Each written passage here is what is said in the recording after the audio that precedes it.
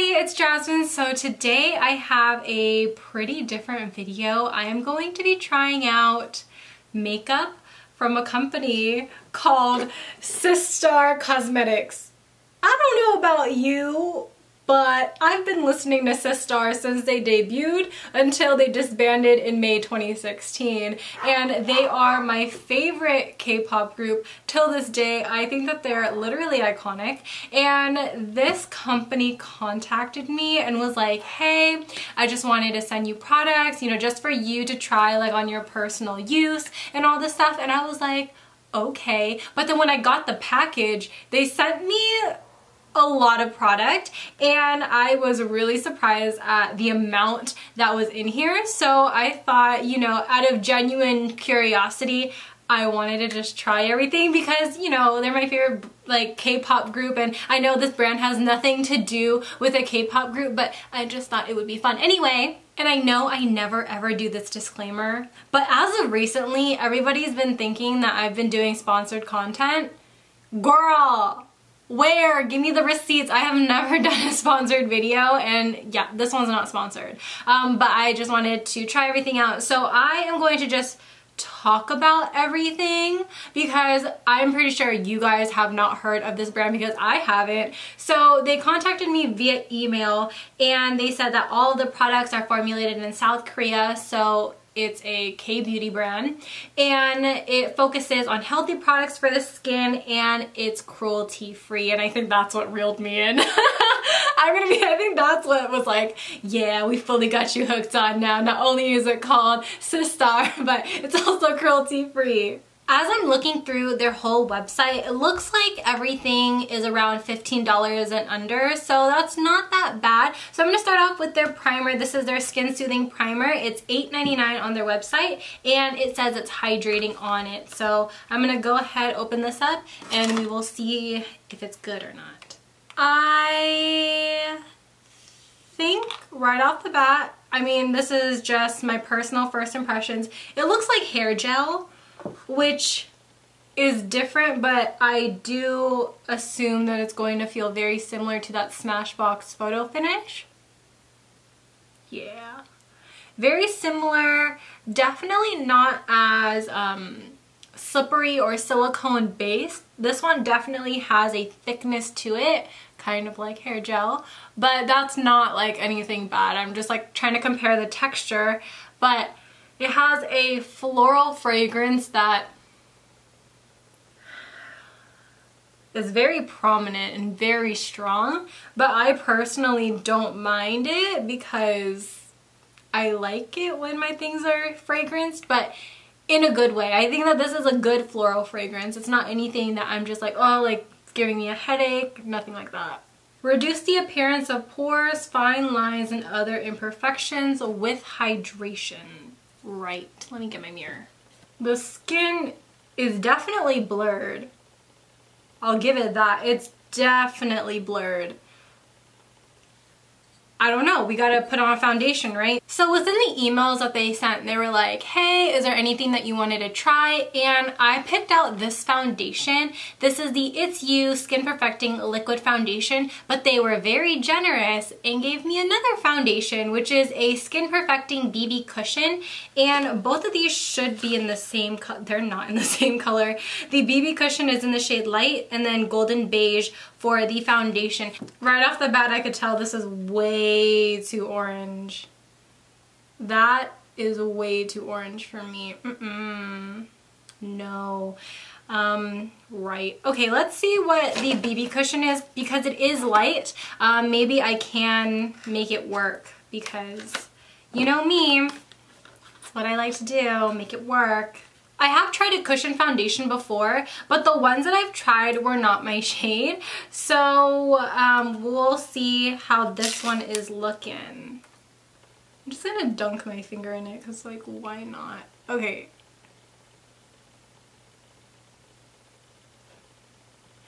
All right, that's borderline a little too light.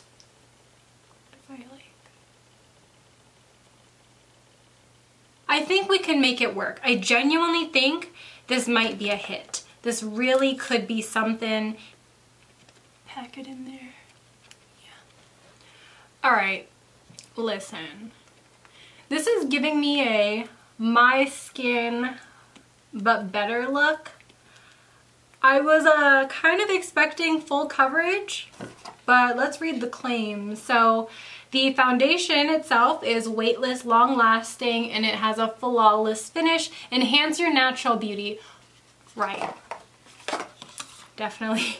And then for the BB one, it just says keep your fresh glow for all day long. Doesn't say anything about coverage, so just gonna continue to work this into the skin. So far so good with the color match. I'm looking just a little orange, but it's okay, it's fine. As far as texture is concerned, it feels nice. I don't feel like it's really heavy, but it's definitely comfortable. It's not giving me the coverage that I want, but I do have a concealer that I want to try out, so I'm gonna leave my skin as is. If I need to go back in the foundation, of course I will. I'm just like confused because it seems like the foundation is only hooking on to some parts of my skin, especially in this little jaw area. I do have two concealers. One seems really, really dark and could potentially be used for a contour. And then I have another one here, and this one is in the shade Ivory, which seems really dark for an ivory shade. I really like this applicator and how it's like really flat and triangular. So far, it's looking okay for color match. I'm gonna apply it like that. It feels pretty thick, and this one is an HD concealer. I forgot to actually bring my own sponge into my little room here, so I'm just gonna be using the little puff, and it works out pretty well.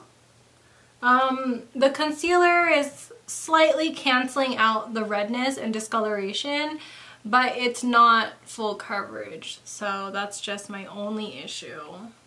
Honestly, my skin just looks like my skin but better. I'm not so sure how I'm loving everything right now, but I'm just gonna go in with some powder. They did give me a translucent powder, which I'm excited to try. Hopefully it doesn't emphasize lines under my eyes for being too dry. Hopefully it doesn't give me flashbacks. It does say it blurs out the appearance of pores, fine lines, and other imperfections. So I am not going to be using the puff. I'm actually just going to take the powder on a brush. This is my Sigma F35. And I'm going to go ahead and powder my face this way. I've been really liking the way my face looks when I apply powder with a brush like this. It's very, very lightweight. I think this is one of the more lightweight powders I've ever tried. I don't feel like I put anything on my skin, but it looks set. It looks matte where I applied it, which I'm kind of living for. So hopefully it really doesn't give me flashback, because I feel like this formula is kind of promising. Alright, now to the brow pencil. So they gave me two shades. They gave me brown and charcoal. I'm going to take out brown first because I really don't want to have dark brows today. Sometimes with these brow pencils, they look good when you look at it and then you use it and then they're so dark. So hopefully this one actually matches me. Alright, this one's in that brow definer shape. Brown is okay as far as like depth, but as for undertone, it's definitely too warm for me. So I might have to go in with charcoal. Honestly, this brow pencil isn't anything special. There are so many brands that have already come out with this type of product, so if you like something from a specific brand, then I would say use it. Like I said, I really like the ones from Shop Miss A. I think that those are really nice. And I don't think that there's a lot of color selection in these brow pencils. I think it's only the brown and then the charcoal. These ones are pretty hard as well. They're harder in formula, and I feel like I have to really press down to get that color payoff. So they gave me two eyeshadow palettes. One is a purple tone eyeshadow palette and one is a warm tone palette. I'm actually very excited for the options that I have here. So I'm gonna go ahead and open both of these palettes and see what I gotta work with. You know, the longer that I look at my skin, the more I'm thinking that it looks really good. My eyebrows, I don't know. I really don't know about her yet. So I have both the Sun-Kissed one, which is the warm tone palette. This is a lot more neutral than I anticipated. Right. And then they gave you a little doe foot, little spongy tip. And then this one is going to be Pink Blossom. Very mauve toned. All right. So we have options. I just burped. Oh my god. A lot of you guys want a K-beauty look. I really don't know how that's gonna work. I might find, I'm probably gonna go on Twice's Instagram page and I'm probably going to recreate somebody's look. They all just seem to have like one eyeshadow on their eyes. Not very helpful. Let's see, is SISTAR's Instagram? I can't find anybody's inspiration pic, so I'm gonna go ahead and play around with these shades. So I'm taking the lightest mauve tone from the Pink Blossom palette and I'm starting at my outer corner and I am going to start feathering it out like this. You guys have been wanting to see some more creative looks by me, and to be honest, I always feel very discouraged because whenever I upload it on YouTube, I know this sounds really weird, but get me, hear me out. Whenever I do these crazy looks, I get a lot of dislikes, and I think that's very negative, so I just don't do them. I avoid it altogether. These are patchy and they're not as like super pigmented right off the bat, but maybe it's just this shade right here. It's not wanting to build up. So I guess the look that I'm going for is avant-garde. I really want to focus on, I guess, editorial lines. So I'm just going to be playing around with more so the Pink Blossoms palette, and I am just going to go at the matte shades. There's 3 mattes and 3 shimmers in both palettes, so I'm just working with what I got, and this is the mid-tone purple.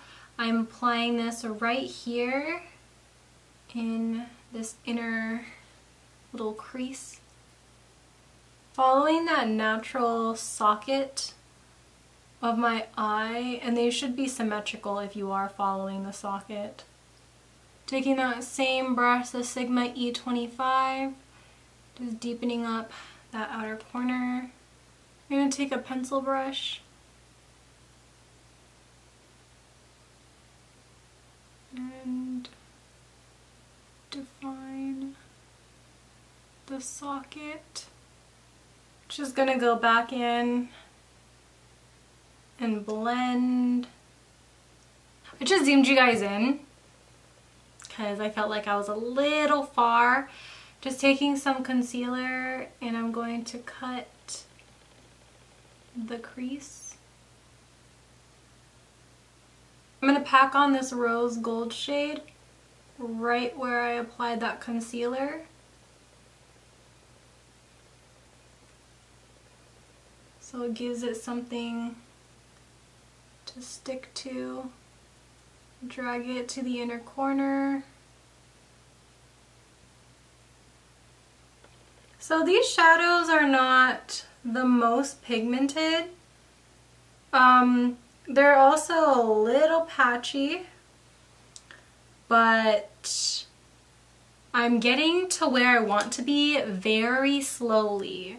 I'm just taking that darkest purple shade and packing it in this type of shape. I don't really know. Just packing it on. And then I guess I'll blend it up. And again, with that concealer, I'm going to cut the shadow.